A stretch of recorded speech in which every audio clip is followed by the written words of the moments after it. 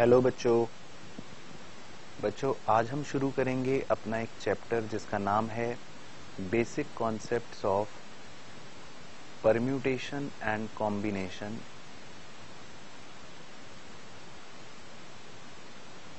आज के लेक्चर में हम कुछ बेसिक डिस्कशंस करेंगे बच्चों।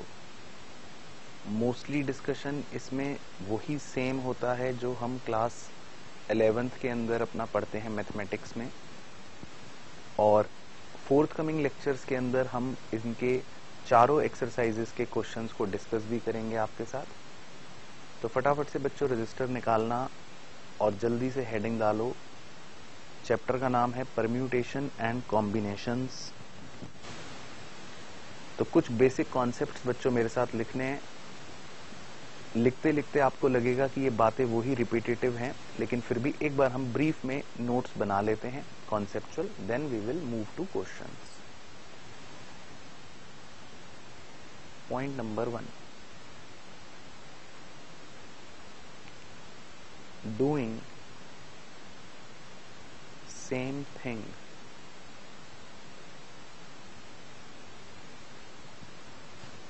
डूइंग सेम थिंग, कुछ कर रहे हैं हम सेम काम। फॉर एग्जाम्पल, आप घर से बाजार जाते हो, बाजार से घर आते हो, ये सेम काम कर रहे हो आप। तो उसके करने के मान लेते हैं m तरीके हैं, और उसी को करने के मान लेते हैं n तरीके भी हैं। जैसे आप घर से बाजार जा रहे हो तो हो सकता है आप ऑटो से जाओ, हो सकता है आप बस से जाओ, हो सकता है साइकिल से जाओ। इसी तरह आप बाजार से घर आ रहे हो तो हो सकता है आप ट्रेन से आओ, हो सकता है आप हेलीकॉप्टर से आओ, हो सकता है आप ऊंट के ऊपर बैठ के आओ, हो सकता है रिक्शा से आओ। तो कुछ भी सेम काम करने के हो सकता है m तरीके हों, n तरीके हों, m बेस हों, n बेस हों। तो हमारे लिए मुद्दे की चीज ये कि क्वेश्चन में हमें लैंग्वेज पढ़नी पड़ेगी और देखना पड़ेगा कि क्वेश्चन हमें एंड के बारे में लिख रहा है या और के बारे में लिख रहा है। एंड अगर लिखता है तो तरीके बन जाते हैं m इंटू n, और अगर क्वेश्चन और लिख रहा है तो तरीके बन जाते हैं m प्लस n। तो क्वेश्चन की लैंग्वेज के अनुसार हम अपने इस छोटे से कॉन्सेप्ट को अप्लाई करेंगे। तो एंड का मतलब है कि गुना करना है तरीकों को m इंटू n, और का मतलब है जोड़ना है तरीकों को, यानी m प्लस n। उसके बाद पॉइंट नंबर 2, इसका नाम है फैक्टोरियल। तो फैक्टोरियल हालांकि हमने पहले भी चर्चा कर रखी है, पहले भी ये पॉइंट आ रखा है, बट फिर भी लिखेंगे एक बार फैक्टोरियल के बारे में। तो किसी भी नंबर के फैक्टोरियल का मतलब होता है, जैसे मान लेते हैं फैक्टोरियल n है, तो इसका मतलब ये है, इसका अर्थ ये है कि ये नंबर एक एक करके घटता रहेगा और अपने आप से मल्टीप्लाई होता रहेगा। तो n into n minus 1 into n minus 2, n minus 3, n minus 4, और ये चलता रहेगा कारवा अप टू 1 तक। तो घटते घटते घटते जब तक वो 1 तक ना आ जाए तब तक वो नंबर अपने आप से ही मल्टीप्लाई होता रहेगा। कुछ बेसिक बातें हैं इसमें, जैसे फैक्टोरियल 0 अगर कभी आ जाए तो उसकी वैल्यू 1 ही होती है, तो इस बात का ध्यान रखना है। अब फैक्टोरियल का उपयोग कहाँ किया जाता है? फैक्टोरियल का उपयोग किया जाता है सीधी सीधी तरीके में, जब हमसे कुछ नंबर ऑफ वेज जाने जाते हैं। उदाहरण के तौर पे, in how many ways 5 persons can stand in a group for photograph। 5 लोग हैं बच्चों, और क्वेश्चन अगर ये जानना चाहे कि वो 5 लोग कितने तरीके से खड़े हो सकते हैं फोटोग्राफ के लिए, तो कोई यहाँ होगा, कभी तो कोई वहां होगा, कभी कोई वहां होगा, कभी कोई यहाँ होगा, मतलब बहुत सारे परम्यूटेशंस बन सकते हैं उनके खड़े होने के लिए। तो जिसे हम डायरेक्टली सॉल्व करते हैं फैक्टोरियल की मदद से, यानी फैक्टोरियल 5। तो 5 लोग हैं तो वो फैक्टोरियल 5 तरीकों से खड़े हो सकते हैं किसी भी ग्रुप में, और जिसको सॉल्व करें तो आंसर आता है 5 × 4 × 3 × 2 × 1, यानी कि इसको सॉल्व कर लेते हैं तो 5 चौका 20, 20 तिया 60, 60 दूनी 120। तो 120 तरीकों से 5 आदमी खड़े हो सकते हैं अलग अलग अलग अलग अलग अलग अलग परम्यूटेशन के हिसाब से। तो दिस इज बेसिकली फैक्टोरियल। इसके बाद पॉइंट नंबर 3, परम्यूटेशन।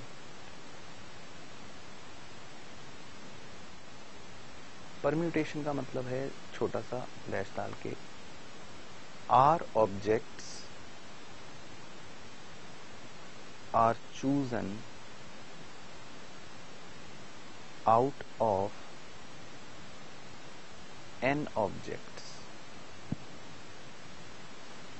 तो कई बार हम r ऑब्जेक्ट्स चूज करते हैं n ऑब्जेक्ट्स में से। तो परम्यूटेशन जो होता है वो चलता है NPR के फॉर्म में, इसे बोलते हैं NPR, यानी n ऑब्जेक्ट्स में से आपको r ऑब्जेक्ट्स का चुनाव करना है, NPR। और NPR को हम कैसे शो करते हैं या कैसे बनता है परम्यूटेशन जब ओपन होता है? फैक्टोरियल n यानी ऊपर वाला divided by factorial n minus r, ये माइनस ये।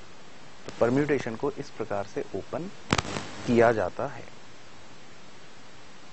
तो factorial n divided by factorial n minus r। इसी को अगर हम दूसरे रूप में भी लिखना चाहें तो मतलब फैक्टोरियल n को ओपन करेंगे तो वो n into n minus 1 into n minus 2 चलता रहेगा, और फैक्टोरियल n माइनस r को ओपन करेंगे तो वो n minus r minus 1, n minus r minus 2 ऐसे आगे बढ़ता रहेगा। तो खैर मेन काम है परम्यूटेशन को ओपन करना, कि उसको ओपन कैसे करेंगे। Point number 4। तो पॉइंट नंबर 4 में लिखना है बच्चों,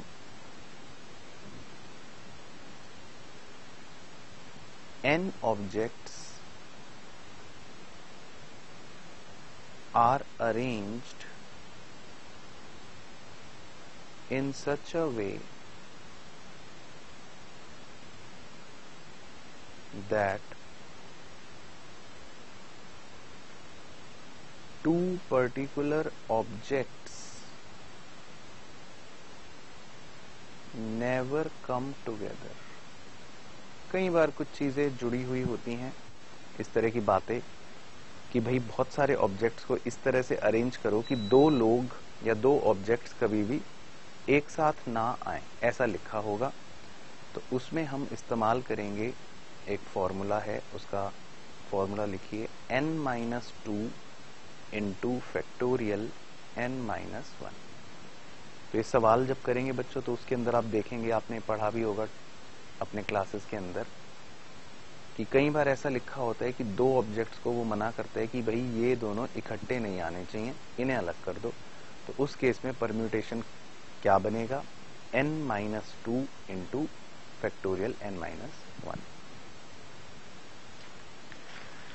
इसके बाद पॉइंट नंबर 5, ये एक उदाहरण है, उसी उदाहरण के मदद से हम एक पॉइंट समझ रहे हैं। सम of 4 digits containing digits 1, 3, 5, 7 without repetition is। तो ये भी क्वेश्चन बच्चों इंपॉर्टेंट होते हैं, इस प्रकार के क्वेश्चन आते हैं, तो उसको हमने एक अलग ही पॉइंट बना दिया कि इस तरह का कैसा भी क्वेश्चन आएगा तो इसके स्टेप्स हमें फॉलो करने। और ये आपने अपने क्लासेस में भी पहले पढ़ रखा होगा, लेकिन एक बार हम इसके स्टेप्स लिख लेते हैं। तो क्वेश्चन ये कह रहा है कि इन डिजिट से आप 4 डिजिट के जितने नंबर बना सकते हो, जैसे एक बन गया 3, 1, 5, 7, एक बन गया 7351, एक बनेगा 5317, मतलब बहुत सारे बनेंगे नंबर।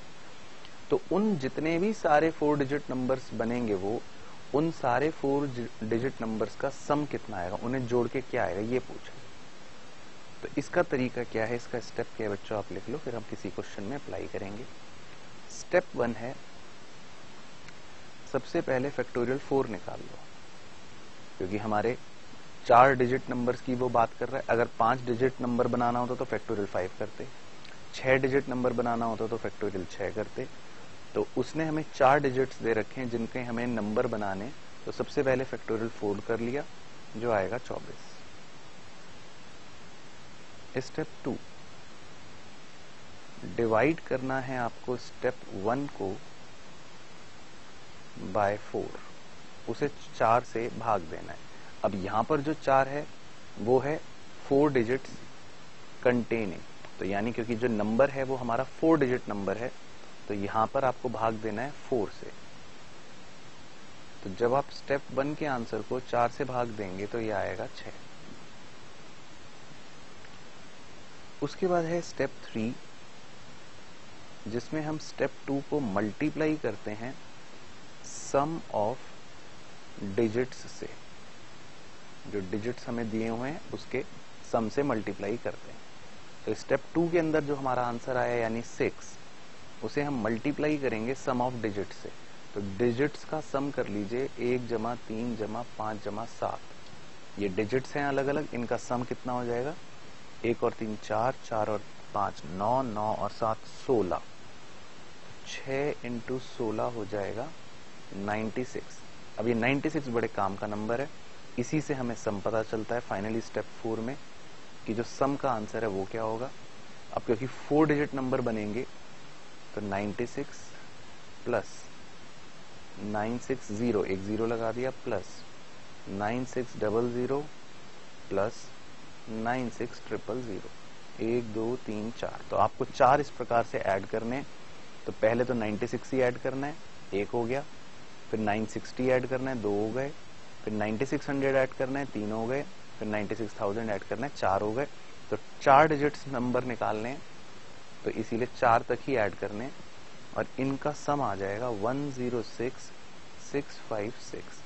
तो दिस इज योर आंसर, यानी कि इन नंबरों से जितने भी 4 डिजिट वाले नंबर बनेंगे उन सबको जोड़ोगे तो यही पाएगा।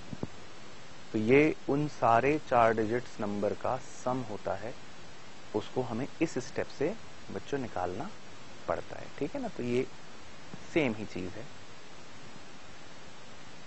इसके बाद point number 6,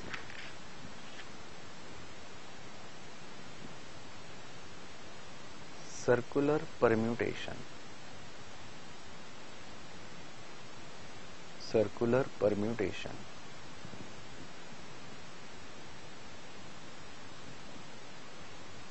number of ways n different things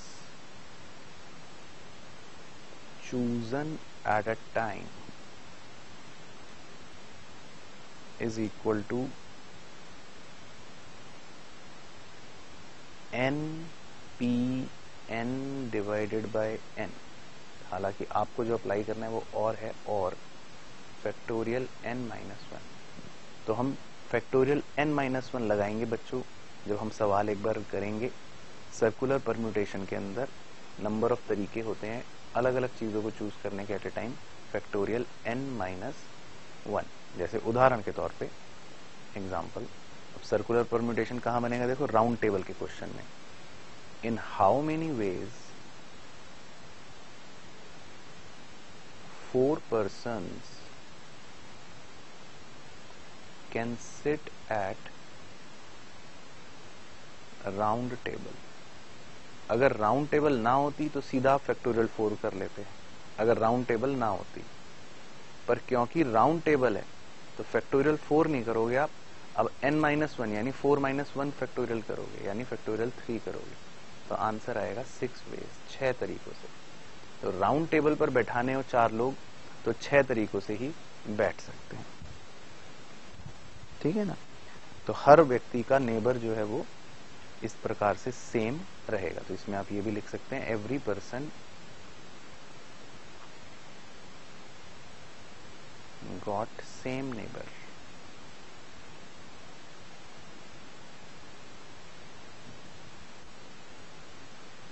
इसके बाद इसी के नीचे लिखना है अगला एरो डाल के, in how many ways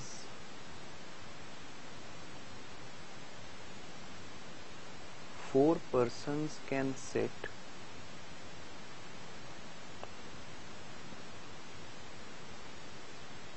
at a round table so that no person has same two neighbors। कह रहा है वही सेम क्वेश्चन है कि 4 लोगों को राउंड टेबल पे कितनी बार कैसे बैठा सकते हो, लेकिन इस बार लिख दिया नो पर्सन है सेम टू नेबर, उसके दोनों नेबर वो सेम नहीं होने चाहिए। तो इस बार बच्चों आपको क्या करना पड़ता है, जब भी ऐसी लैंग्वेज लिखी होगी तो जो हमारा फॉर्मूला है n-1 उसको हाफ से हम डिवाइड कर देंगे। तो हमारे इस उदाहरण में फैक्टोरियल 4-1 यानी जो फैक्टोरियल 3 हम निकाल रहे हैं उसको हाफ से डिवाइड कर देंगे, तो 6/2। तो फिर तरीके होंगे सिर्फ 3। तो 3 तरीकों से ही हम 4 आदमियों को राउंड टेबल में बैठा सकते हैं जिससे किसी को भी दोबारा से सेम 2 नेबर ना मिले। तो 3 ही तरीके ऐसे हो सकते हैं। इसके बाद पॉइंट नंबर 7 है permutation with restriction. Permutation with restriction, कई बार रिस्ट्रिक्शंस भी लगा देता है और जो हमारे सवालों में लगी हुई भी होगी। तो रिस्ट्रिक्शन कैसी होगी, 2 बाइफर्केशन करना। पहले में लिखना when particular object is not taken in any arrangement। कई बार वो रिस्ट्रिक्शन लगा देगा कि भाई इस पर्टिकुलर व्यक्ति को या इस पर्टिकुलर चीज को नहीं लेना। तो हमारा फॉर्मूला जो बनेगा बच्चों, या हमारा परम्यूटेशन जो बनेगा वो बनेगा n-1 PR, क्योंकि हमें एक आदमी तो अब लेना ही नहीं है ना, वो हमारे लिए बाहर ही हो गया, वैसे ही बाहर हो गया रिस्ट्रिक्शन, क्योंकि वो तो सिलेक्ट हो ही नहीं सकता। तो एक आदमी हम छोड़ देते, तो n-1 प्रोबेबिलिटी R।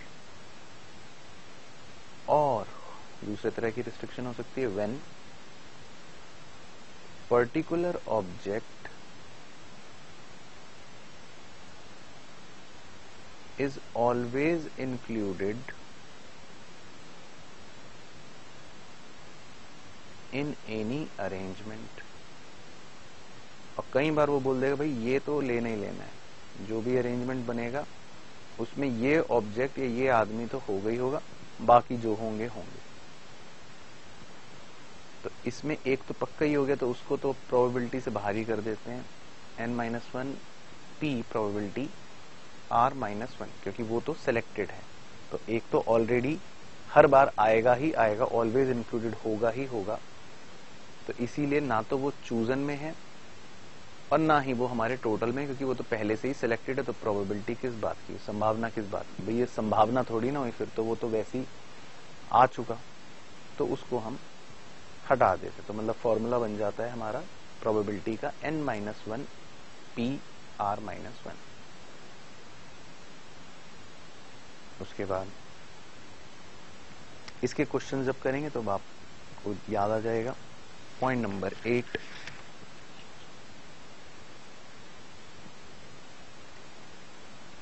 कॉम्बिनेशंस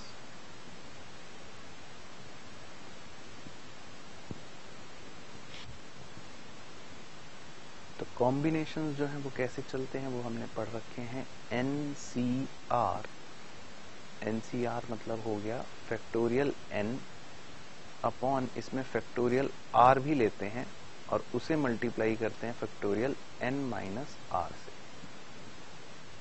तो NPR जो था वो अलग था फॉर्मूला, थोड़ा सा ट्विस्ट, और NCR जो है वो अलग है फॉर्मूला, थोड़ा सा ट्विस्ट। इसके अलावा कुछ और बातें, NC0 ये 1 होगा हमेशा, NCN ये 1 होगा हमेशा। इसके अलावा एक और प्रॉपर्टी है, NC0 plus NC1 plus NC2 plus NC3 plus NC4 up to चलते रहोगे तो इक्वल टू 2 की पावर n, ये भी एक प्रॉपर्टी होती है।